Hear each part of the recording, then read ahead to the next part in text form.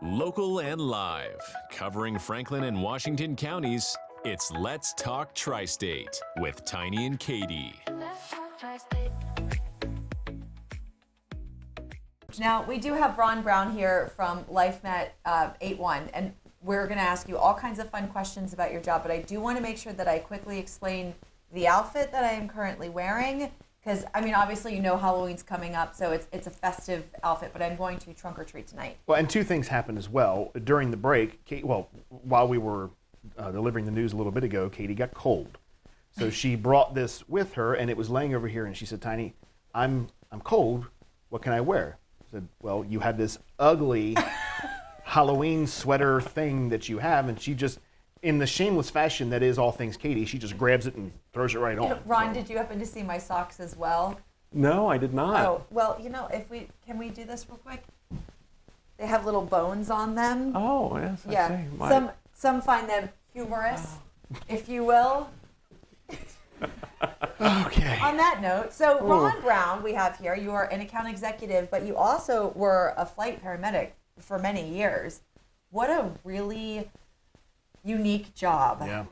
How did you get into that? It was, and you know, I started as a tech at Shock Trauma, and you know, always had the bug once I saw the helicopters. So that was my career path, and went to University of Maryland, and you know, as we'll talk later, there's minimum experience needed before we move the helicopter, but it was a fantastic career. We'll just call it about 2 decades and be nice. But and then what was the driving force to get you out of that into an account executive? Well, quite honestly, after 18 years of 24-hour shifts and the schedule and all that, this opportunity came up where I could still be an integral part of the system and work with our partners, hospitals and EMS, but be home more in the evenings for our family. So Have a life outside. Have a life, and with all EMS and moving patients, your back can only survive that for so long. So I was fortunate. That job was so many emotions, exhilarating, an adrenaline rush just constantly. I'm sure you get to a point where you just think, I need to take maybe a little break from this. It was. If you think of like a fire department tones going off, we have a similar radio system, and I still get an adrenaline jump even when I'm at the base, and after years of being in this role, hearing those tones. When you were on one of those shifts, you obviously, I'm assuming, had to physically be very near to the helicopter, right? Absolutely. Okay. Yes, in fact, right here at Hagerstown, we basically have a large 3-bedroom apartment right on the runway near the helicopter. So we have minutes from the time we get called to the time we respond. And the company that runs LifeNet 81, as we know it, is actually called Air Methods. Is that correct? That's correct. Air Methods is the parent company. We have about 300 bases nationwide, about 350 aircraft. And, just in this area, we have our well flight bases in Gettysburg and Lebanon. We have Lehigh Valley. I know you're from the Reading area, so Lehigh Valley helicopters. We work with the hospital and provide that. Jeffstat, Conemaugh, even HealthNet in Martinsburg is one of our I guess that programs. kind of answers the question of your geographic area that is serviced by LifeNet. Right. Well, LifeNet, we aren't, even though we have partners, and like with WellSpan we work closely, we're not limited to where we pick up or where we go to. The only limitation is going to be the weather or, the distance for fuel. And, just Saturday we flew a patient up to Cleveland, Ohio. So our scene response area, like the 911, we typically have most of Franklin and Fulton County and Adams County within 15-minute response time. But, with the system and even some of the other flight programs, within 30 minutes, we can have 10 helicopters in this area. Okay. So, wow. Yeah, that was going to be my question, is in our service area at any given time, how many helicopters are available to this area? And I just basically said 10. Right. Hagerstown is the closest for most of, basically up to the Turnpike. Hagerstown will be the closest aircraft, and the 911 dispatchers will call us. We'll give them the closest aircraft, which is, if they're available. If not, we go to the next one. So, you have a car wreck or, a house fire or something like that. you're always going to get the closest air medical resource. Let me ask you about, you said over the weekend you took a patient flew them to Cleveland. The drive time for that, if we were to leave now, even if we had all the lights flashing, we're probably looking at 5 hours? Oh, I guess 3 to Pittsburgh and then another 2 or 3. And what does it take if it's LifeNet? It was just under 90-minute flight time. Wow. And the pickup was a little further west of here, but yeah, it's so it's so nice to fly basically point to point straight line. Aside from no traffic and no lights, the mountains, like from here to Altoona is just under a 30-minute flight time. It's like 26 minutes, something like that. But what the drive is, it can be 2 hours. Oh yeah, absolutely. So, and weather conditions, it may not, absolutely. maybe easier. Now, do you only fly folks is it just emergent issues, or is it patient transport just in general? So essentially emergencies. Okay. But that doesn't mean just the 911, car accident. We also, about half of our volume, a little more than half of our volume, is hospital to hospital. Okay. So we fly out of all the WellSpan facilities. We fly out of Meredith in Fulton County, Berkeley. And typically those patients require some form of care, treatment, diagnostic intervention that's not available, or their system is overloaded. So then we'll get called and transport hospital to hospital. I live in Waynesboro, and our housing development is right in the flight path going straight to the hospital. And I can't, it's very humbling to see, there are some days where the helicopters are just constantly flying overhead, and you're so thankful that it exists, but you just realize that, like, there was one, I think over the summer, I counted about 6 in the matter of maybe 4 hours. And it seemed like it was just an hourly thing, and I thought, well, that's 6 people that are, and I know sometimes you're moving the helicopter from a place to place, but it's 6 people who were life and death here. And it's just, like I said, the one thing that you're so thankful you have, but you hope you never have to use. Exactly. And that's, we're such an integral part of the community, part of the whole system. If it's on the EMS side, we work closely with those providers because they call us. We'll never self-dispatch ourselves, so we always have to be requested. So that's either through the 911 system with the paramedic or EMT, on the scene realizing they need that patient flown, or in the hospital, the provider, the physician, is requesting us to move a patient that needs to be moved. Waynesboro, we use that helipad for both EMS and for the hospital. So they'll meet us there. It can be harder to land right there in Waynesboro sometimes. So we usually use a hospital helipad. So. How is LifeNet funded? Great question. So we're a private company. We do not take, I know one of the statements was about donations or anything like that. So we operate all through insurance. And honestly, 10 years ago, it would have been a much harder conversation to have because we've always done a phenomenal job with caring for that patient, moving that patient. 10 years ago, after we dropped that patient off safely, we were kind of just, send the insurance a bill. Insurance and the patient had to kind of figure that out, and that's where it ended. But about 10 years ago, we started a patient advocacy program where we have an entire team committed just with each patient. They have one phone number. We kind of tie them together so they only deal with the same person every time. And we make sure they have all the paperwork in for the insurance, and we completely advocate for them with the insurance. So put them on a 3-way phone call rather than it's, oh, they're responsible. No, they're responsible. So we've had great success with that. And about 2 years ago, a House bill was passed, mostly for hospitals, called the No Surprise Act, basically to take patients out of the middle, which was a great idea. Yeah. Air medical's included in that. So that fell right in line with what we had been doing for the last 7-8 years.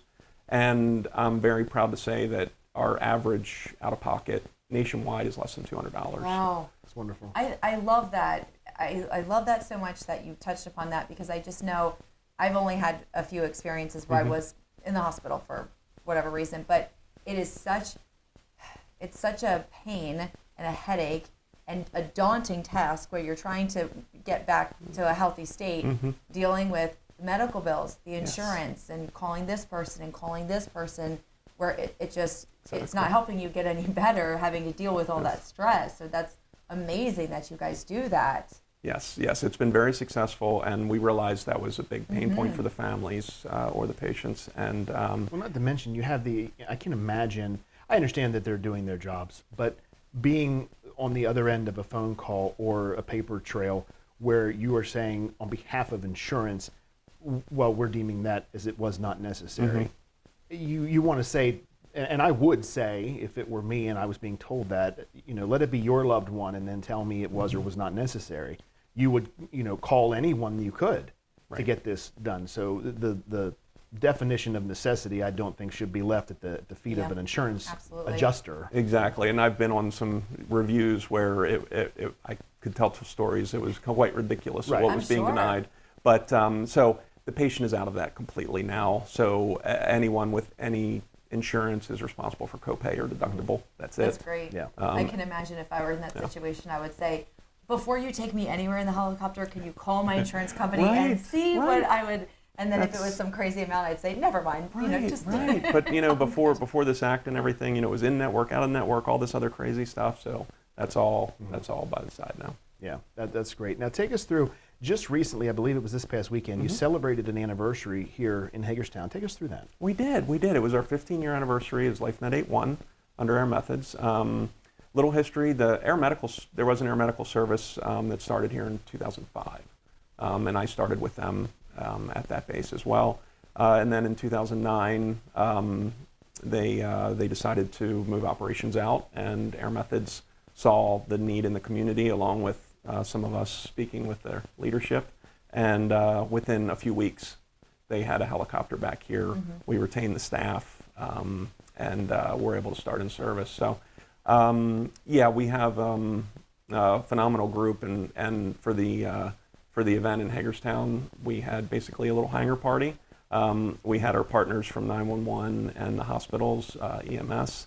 We also had two patients join us with their families that we flew out that were just both miracles. I mean, there's after thousands of transports and patients I've been involved with, there's only a few that really I will never forget. I was going to ask you if you would be willing to share one of those stories. Sure. And this one I know we have all the signatures, and the families agreed for us to speak.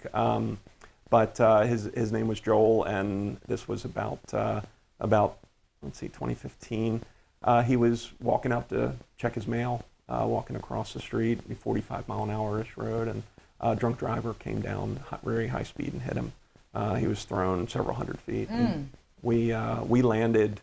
I remember he was still outside. EMS had gotten there, and we had landed. And my partner and I, we do see a lot over the years, and there's still ones that we look at, and he made us worry for sure. So we stabilized him, and it's a balance between, we want to stabilize, we're flying ICU, we carry whole blood, we carry all the drugs, we can transport, a lot of the cardiac equipment. So we are very fortunate to have a lot of resources at our fingertips, but sometimes broke is broke, and he was very broken. So we were anticipating flying him to York Hospital, which is the trauma center, and we knew we were in flight for a few minutes, and he started to deteriorate very quickly. And we knew he wasn't going to make it to York, so we diverted to Meritus at the time, and that gets the out-of-state trauma center. It's a Pennsylvania patient. There's some I guess regulations with where we go, but this was an emergency, so we were going to Meritus, and we gave about a 1-minute notice that we were coming in. And the trauma surgeon, the team, they all met us on the roof. They took him right into the OR. So everything lined up for him perfectly. And he and his wife and his 3 children joined us. And he doesn't remember anything, but he just did phenomenal. And that really makes it worth it. Yeah. You're getting me misty. I was just going to say, are you noticing all of us welling up right now? Show you the video of his wife speaking. I was the same. So it was very moving and a good memory. This is a job we love. We're committed to. Sure. None of us in EMS or this career ever really do it for the money. But but that's where it's at. With We that have a patient. bit of history with Ron. This is Ron Brown from LifeNet 8-1. The 15 years ago, I guess it was, we were at the Fayetteville EMS in just outside Chambersburg, and they had, as LifeNet does, LifeNet was there for a display, obviously still on call, so if Absolutely. still in service, and I had all but begged some of the people at Fayetteville, if you can work out a flight for me, I would love that. I'd always wanted to ride in a helicopter. So you guys were nice enough to take, because it was, you cleared for a few minutes out of service and took us. Oh no, we were in service. You would have been going for a ride. I would hope that we would not have had to do that, obviously, because I don't want anyone to get hurt. But I can just imagine the professionalism that everyone had. Pilot Ron was on this. When this interview came about for Let's Talk Tri-State, we didn't know that the history that we had until we were reminded by Lindsay, who couldn't make it today. But we're so glad that you're here with the history that we have, with our area has with LifeNet 8-1. There are a lot of us, as you just described, who would not be here and owe a lot, including our lives, up to and including our lives, and the lives of loved ones, to LifeNet. So on behalf of our entire community and the entire tri-state area, Ron, you and your staff don't hear it enough, but thank you for everything that you guys do, because you're also risking life and limb. You're in a helicopter, and it is a daunting task. I can't even imagine. It's just, there are so many specialized fields in general, and I would say it takes a very special person to do that job. So thank you very much, and we thank you for being here today. No, thank you, Tiny. I really appreciate it. Absolutely. And yeah, we have a phenomenal crew. Well, we'd love to have you back. Is this the helicopter ride I was also involved in? Yes. Yes, Okay. it was. Yes. Yes, so sure. I didn't know if you did a different one. No, without me. that one. That's okay. the one. Yes. Yeah, that was fun.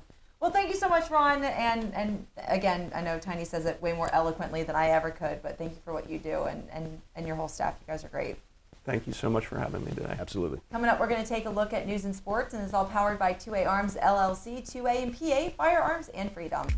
If you'd like to be featured on an upcoming episode of Let's Talk Tri-State, call 717-597-9200 or email letstalk@921thegoat.com.